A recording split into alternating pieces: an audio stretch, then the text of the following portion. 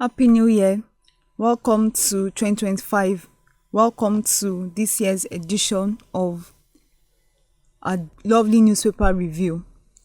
I am Esife Arogunade and I have my co-host with me. Olayinka Oyegule. Esife, I'm sure you enjoyed the long holiday.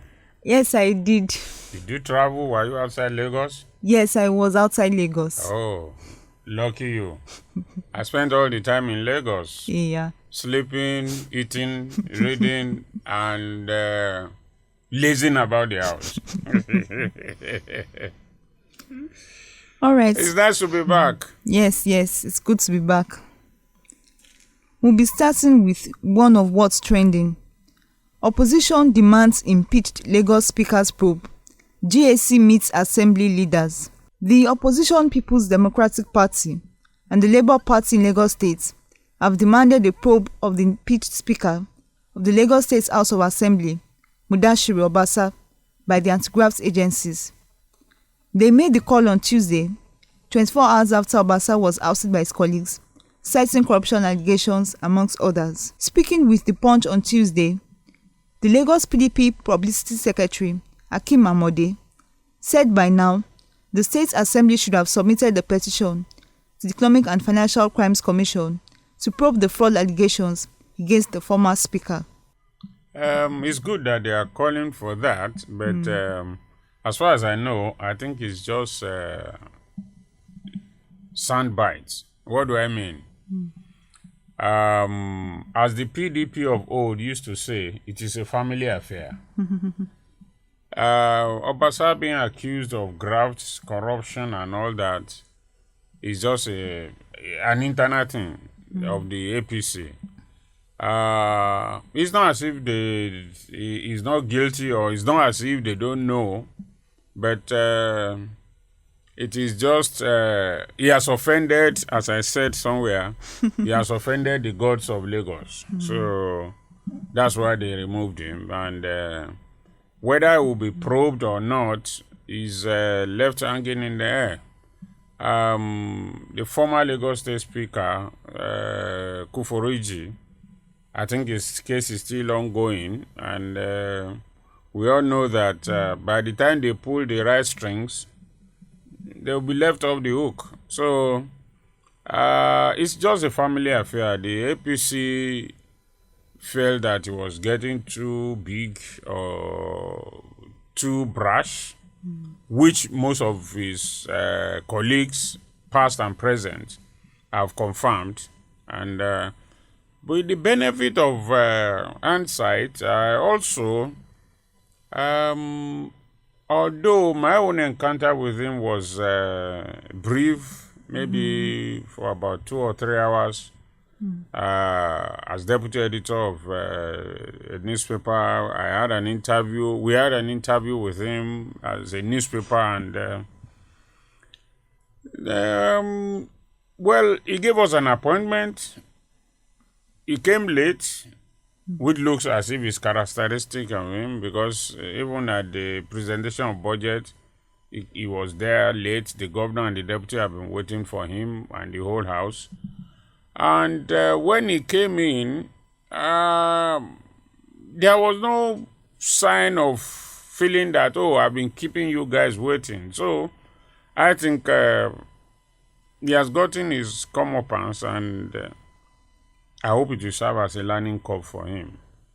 But by the time he talks to the rights people of the party, they will rehabilitate him again, and it will be all over. That's why I said, like the APC, like the PDP of old, they will tell you it's a family affair. I feel that he should apologize to those that he has offended and let the needful be done. Well, politicians, okay. Let's wait and see. When he's back from Atlanta or wherever they said he traveled to.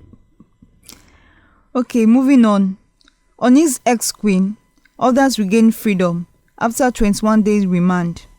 Oni of Ife's ex-queen, Naomi Ishilekunla, owner of Ibadan-based broadcasting station, Agidigbo FM, Oriyomi Hamzat, and the principal of Islamic High School, Bashorun, Abdullahi Fasasi, regained their freedom from Agodi Correctional Center on Tuesday, 21 days after they were remanded over the death of 35 children during a stampede in Ibadan.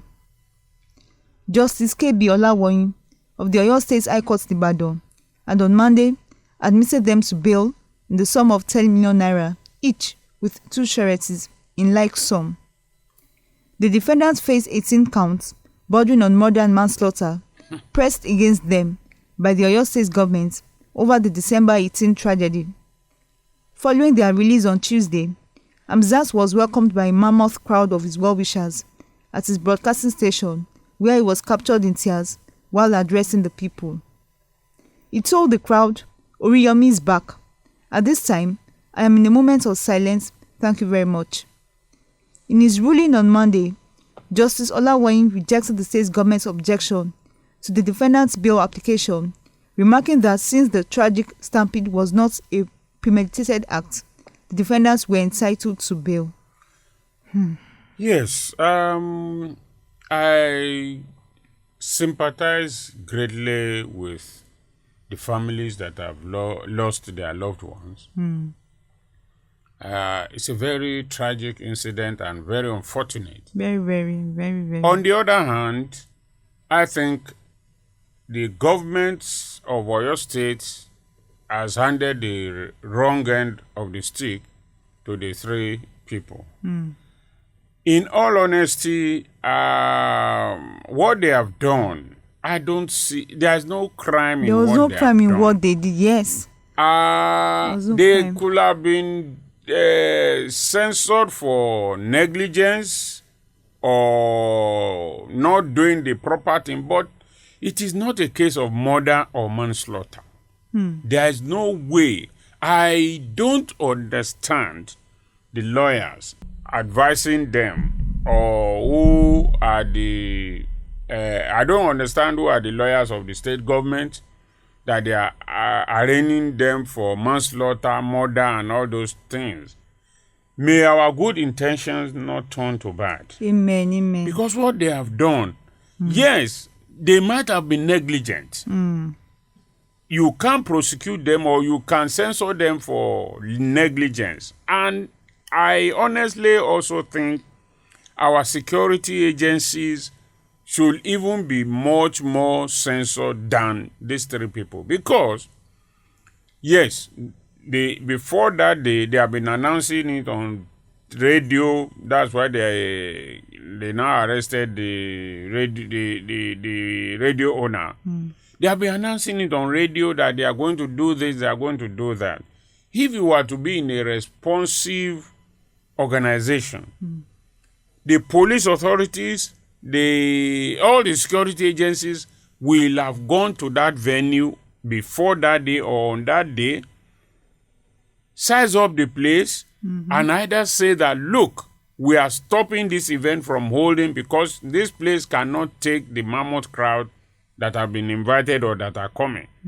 But for you now to turn the good intention of the former queen and the radio owner and the school principal into something else, I think is wrong-headed. The state government should seek better advice, and the state attorney general, if he knows his onions, should let the state government know that these people, they don't have the intention to kill anybody. It is not whether manslaughter or murder or whatever. It's a laughable charge they are taking against them. It's negligence. It is not premeditated murder. So I think the state government should just let them go. They can try. They can censor them for negligence and all that, and then the security agencies must wake up. They shouldn't wait for things like this to happen before they act. I'm sure a lot of states would have taken a cue from this. For me, I would say that the 3 of them need a lot of therapy right now. Yeah. They need to take some time off to rest, heal, get themselves to heal, heal mentally, heal from all the stress, the trauma. Yeah. So right now, what they need more is more of therapy. Yes. Moving on. Wike signs 5,481 C of O in 1 year, FCT land allottees now get title documents in 2 weeks. As at December 31, the Minister of the Federal Capital Territory, Nyesom Wike, has signed a total of 5,481 certificates of occupancy. The Minister's Senior Special Assistant on Public Communications and New Media, Lere Olayinka, has said, "This is 2,919 less than the total number of C of O printed and signed by the Federal Capital Territory Administration from 2010 to 2023. In a statement on Tuesday, Olayinka said, "The moment necessary payments are made, land allottees can now get their C of O within 2 weeks." He said one of the reasons land allottees do not find it compelling to pay for their C of O is because when they pay, they wait for years. But in line with the renewed hope agenda of President Bola Ahmed Tinubu's government, that has changed now.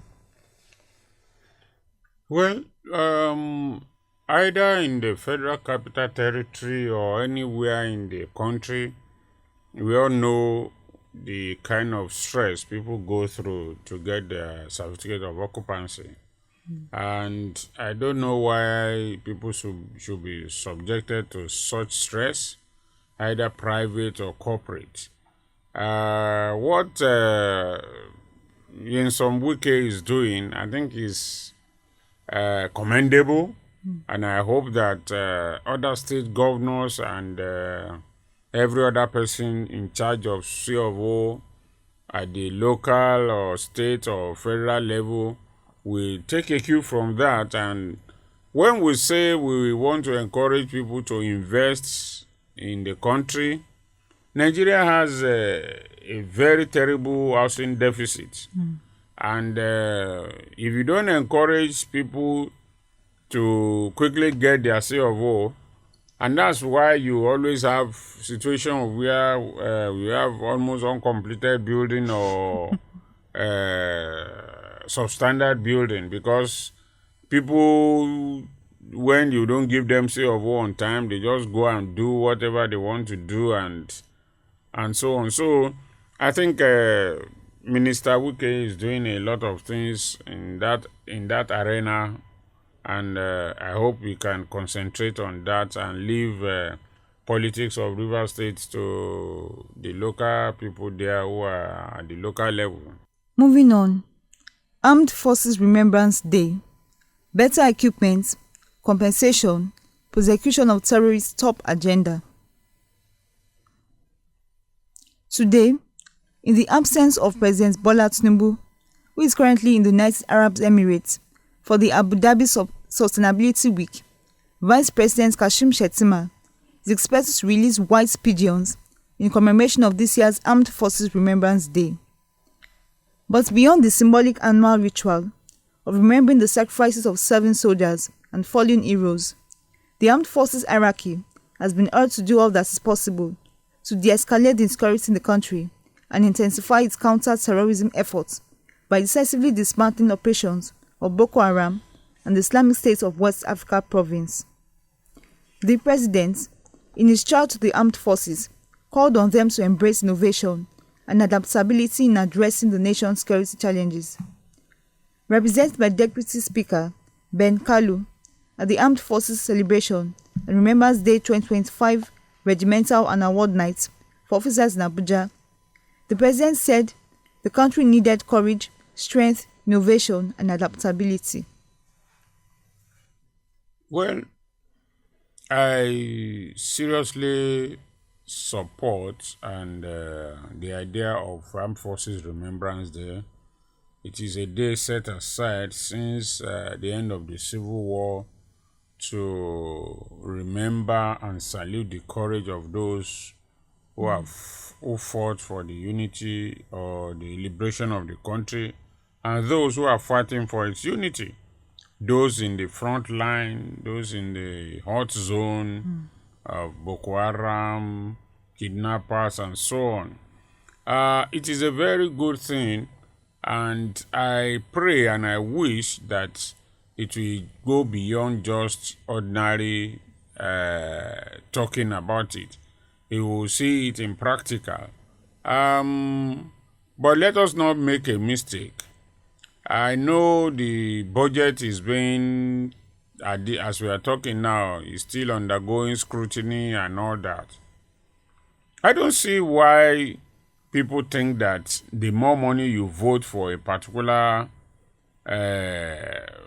sector, that means the more it will work. It has not in the past, in Nigeria's case.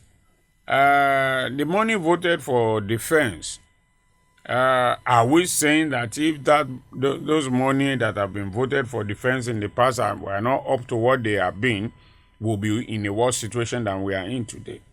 I don't think so. We should rather look at the utilization of such budgets. If $1 billion is budgeted for something, is that billion spent for that, or a part of it goes to private pocket or to other projects? That's the thing we should focus on. We salute our military and pray for them that God will continue to protect them, because it is because of them that most of us or all of us are able to sleep in our homes. Yes. So. Why not so?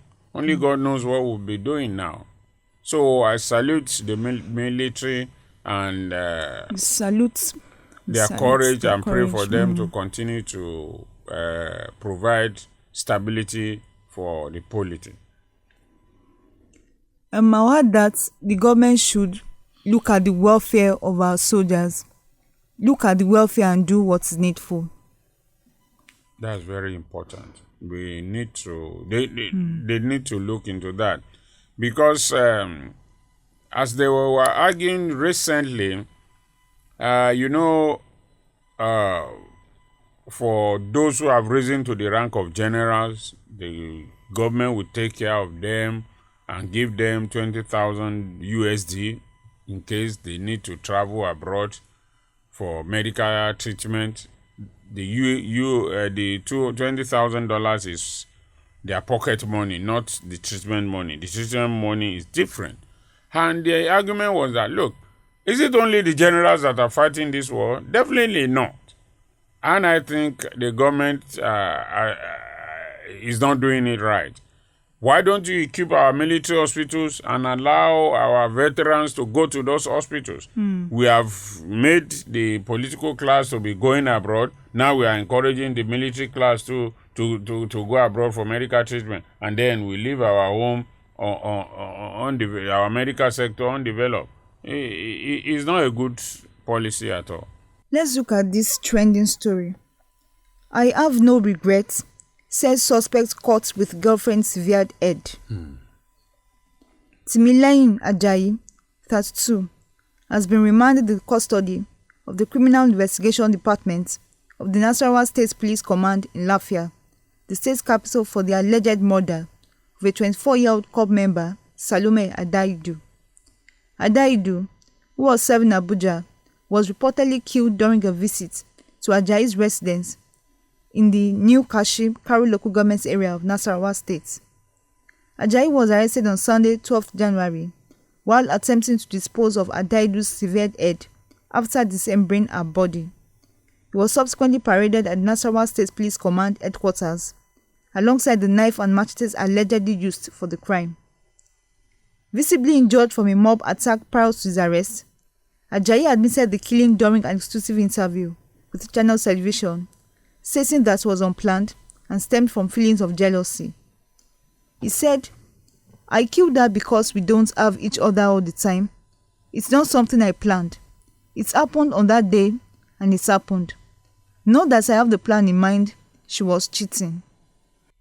As a father who has children, sons and daughters, I feel very sad that this has happened. And it sends a wrong signal, and it wakes up one's alarm that one needs to be extra careful the way our children, especially the girls, the way they cultivate relationships now. Yesterday night when I watched Ajayi on TV, my heart sank. The way he was looking, I don't know, maybe it was because of the beating or whatever that he has been subjected to. He doesn't look to me like a normal person. He might be pretending, or maybe it's the beating or the realization of what he has done that has made him to look a little bit uncoordinated. And besides that, he was asked whether he had regret, and he said he has no regret. I think I don't know the girl, neither do I know the Ajayi. But what I feel is that the guy is trying to play a kind of a game, alleging that she was cheating on him because she's no longer alive to defend herself. So she wants to make her look bad in the face of the rest of us. But in life, if a woman is cheating on you or a man is cheating on you, is killing the solution. He should have left her, or he should have driven her away from him. So it's not an excuse for him to have taken a life. And you know, the worst aspect of it for me, if it was that he only killed her, that would have been a little bit, is it understandable or whatever? No death is even understandable, or no murder is understandable or permitted.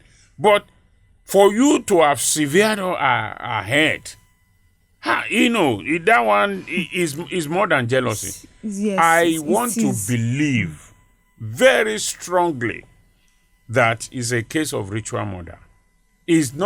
I don't believe that it's a case of jealousy.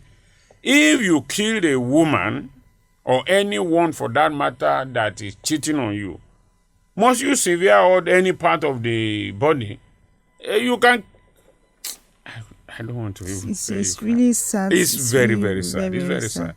And just as I was saying, is a warning to each and every one of us as parents, as uncles, as fathers, as whatever, even as children. Don't ever go to a place that you are not don't ever visit somebody that you are not very familiar with. I mean, how many months or how many weeks or how many years have they been friends that you now leave and go and meet him? Oh, it's very sad. It's very sad. As a parent, I feel heartbroken. I feel heartbroken. I don't know what to say so that I don't hurt the feelings of anyone. All right, we'll be ending on a bright note. History, as Unilag Masscom produces all-female first-class graduates. The Department of Mass Communication, University of Lagos, has produced 18 all-female first-class graduates for the 2023-2024 academic session. The historic feat was announced during the award of first degrees honors at the 55th convocation ceremony on Tuesday.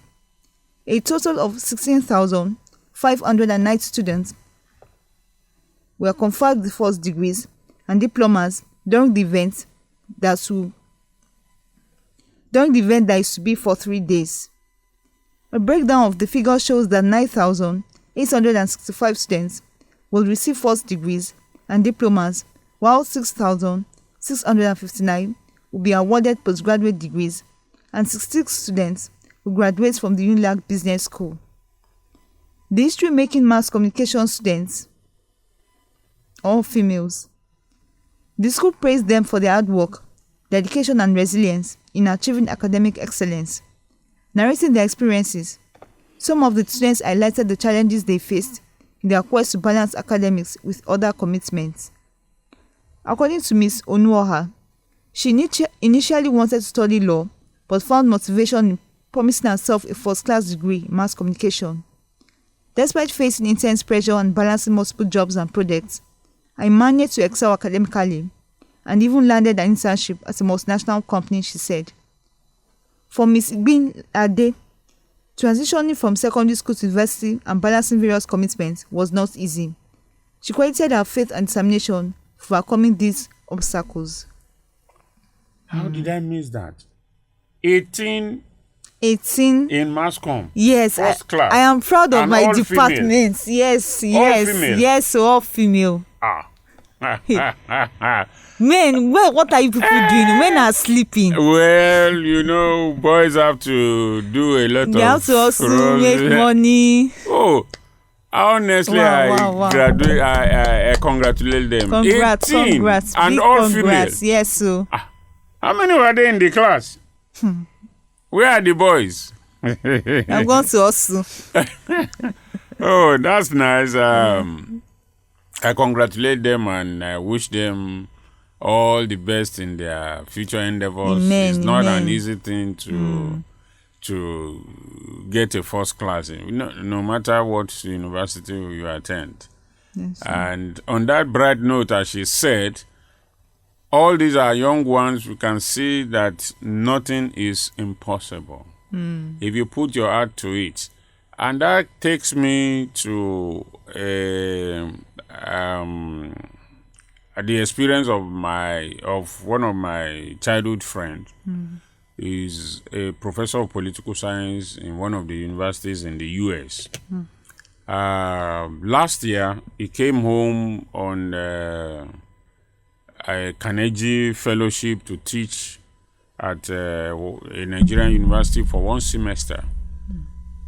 And we sat down one day and we were talking, and he told me, he said, Yinka, he has been gone for 40 years. He went as a young man. He left Nigeria when we finished secondary school, and he went to the US. So, and he has always been, he didn't come home until maybe about 30, the first time he came home was about 30 years ago, but he just came on a visit.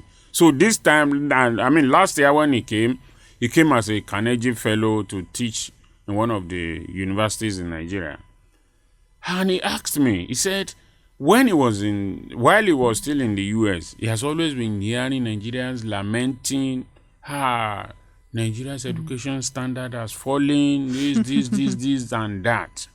But he has always wondered, with all the falling standard of education that we are crying, that when Nigerian students come abroad, they always perform very well. And he's always asking me why.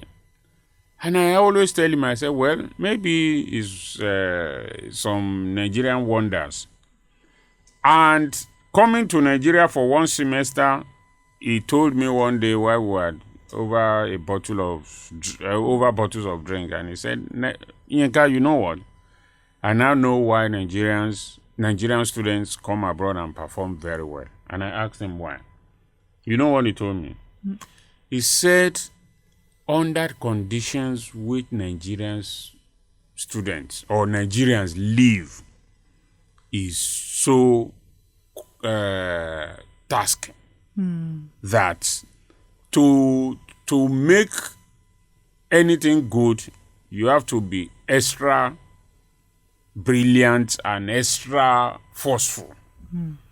So when those who leave Nigeria as students get to the US, with all the available easy 24-hour lights, no stress of fetching water and all that, he said he now sees why they excel. That it is because they have been through so many excruciating circumstances at home. And any one of them who gets there and sees all that and continues to struggle as he did in Nigeria will always excel. So on that note, I salute the students and I pray that they will change the Nigerian story for the better. Amen.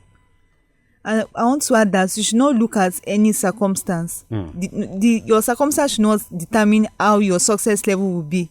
Definitely. So that's my ending note. We'll see you next time. Thank you very much. Thanks. Happy to be back. Yeah.